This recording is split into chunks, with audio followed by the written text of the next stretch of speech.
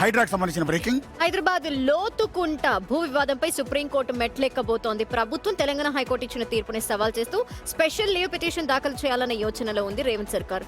Court ధిక్కరణ కేసుల నేపథ్యంలో Hydraa commissioner రంగనాథ్ని తొలగించాలని మాత్రమే కోర్టు సూచించిందని, అది ఖచ్చితమైన ఆదేశం కాదు అంటున్నారు అధికారులు.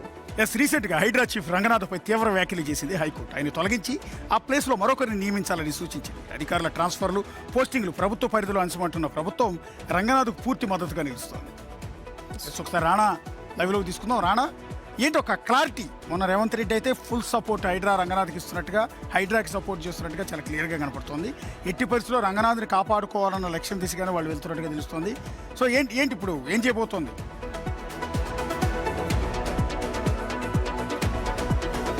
ఎగ్జాక్ట్లీ.